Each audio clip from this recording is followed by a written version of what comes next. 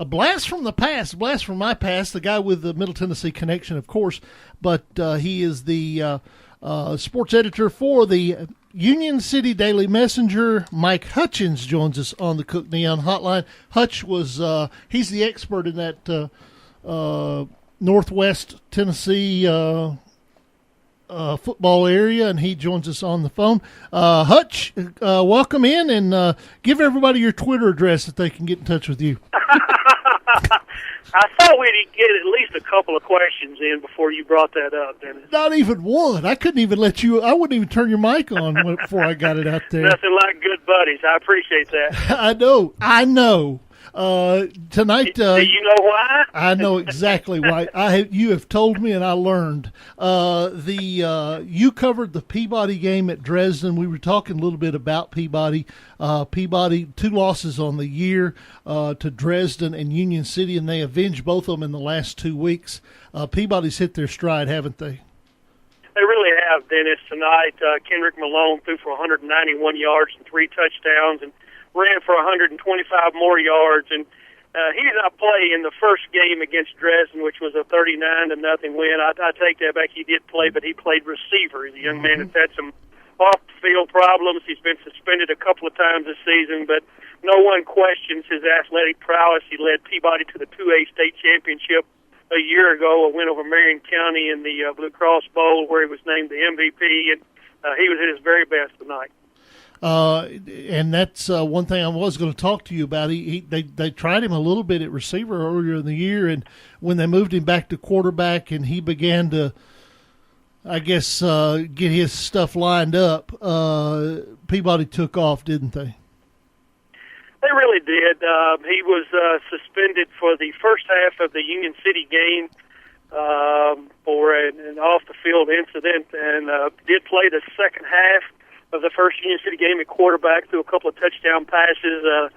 Soon after that, ran into some more issues, and the head coach there, first-year head coach Shane Jacobs, decided that he could not trust him enough, basically, to play quarterback. So he moved him to wide receiver after a second suspension, and he was just a non-factor. I think he touched the ball 3 times the first time that Dresden played Peabody, which was that 39-0 Dresden win, and soon after that, they moved him back to quarterback. They've won 6 in a row now, and he's played extremely well the last couple of weeks. Last week against Union City, 164 yards rushing and a couple of touchdowns, threw a touchdown pass, and a 28-24 win that avenged a 49-35 win by Union City earlier in the season. And tonight, again, just a fantastic performance, over 300 all-purpose yards.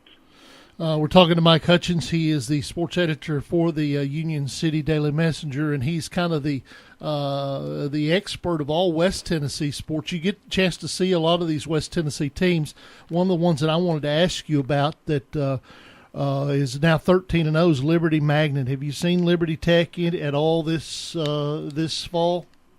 I have, Dennis, and it's a young man. Tyler Turner is the first-year head coach there at Liberty. He's actually an Ovine County Central High School graduate, has been in Wynne, Arkansas, as a head coach for Chris Hill there on the Yellow Jackets staff for about the last 4 years. He was hired to replace Steve Hookfin, who went to Haywood. You know, one of the things, Dennis, I was most impressed with Coach Turner is that a lot of times you'll get a young guy in. This is his first head coaching job. He's about 27 or 28 years old. They want to impress you with what they can do offensively. What Tyler Turner has done is put a bunch of great athletes on the defensive side of the football, and they have just dominated the Class 3A level. Started off with a big win early in the season, and actually in Week 1 against Henry County, and that sort of got everybody's attention. 2 weeks later, they beat Milan, their closest Region 7 3A opponent, and really have just taken off then and not really been tested. Dennis Weaver, Josh Peterson talking to Mike Hutchens here on the Friday Night Thunder Scoreboard Show. Mike talked a little bit about the win tonight for Peabody. I think they're going to get Nashville Christian next week. Any idea how you see that one playing out?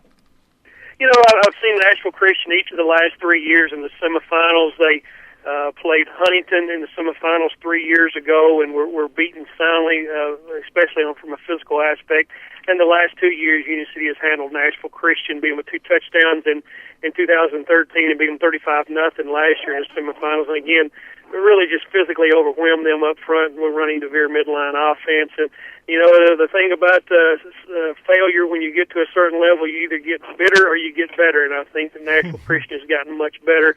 A lot of folks talk about Batuli, obviously Daniel Batuli at linebacker, University of Tennessee commitment, but they've got some other folks. McGraw's an outstanding running back, and I think they are much more physical than they have been in the past. And I look for them to be a tough out next week. Mike, Lexington got demolished tonight by Memphis East. I don't know if you had a chance to see Lexington. Does that with Lexington's 10-2 record? I guess I predicted East to win, but I didn't know that they would double up Lexington. Is Lexington a good team? Yeah, they are, Dennis, and basically Bryant Hollingsworth has been there probably close to 10 years now, and what he's done. And kind of a blueprint of a lot of rural West Tennessee teams is he's run the football, and he's been very physical, and I think they kind of hit their stride. It's a pretty tough league in Region 7 4A. Had a chance to see Lexington. They had Hardin County in that league, which was state-ranked all year long. Mm-hmm. Jackson Northside, which ends up ranked 5th or 6th in the final Associated Press poll. And, you know, you talk about those folks, and Turquoise Tisdale, who's an Ole Miss commitment for Lexington as a defensive lineman, and you know, you had a couple other kids in that league that are Division I signees. Cal Gobble, a quarterback at Hardin County, actually is University of Tennessee baseball signee. He signed this past week, and you know, very athletic and very big and strong and physical up front as well. And you know, it's a Lexington team that they played real well at the end of the season. They beat Northside twice, and it is a Northside team that won the championship of that league. I'm like you; I was not really surprised that Lexington lost, but by the margin they lost, certainly did surprise me. Mike, I appreciate you as always. Are you going to do a game next week? I will do a game next week, Dennis. It'll probably be Trinity Christian in the 2A semis, or I may see Liberty in the 3A semis. Okay, well, I hope to see you. I don't know. I haven't firmed up my plans for the Blue Cross Bowl weekend, but I think I'm going to be there Saturday, so I hope to run into you at Cookeville in a couple of weeks, okay?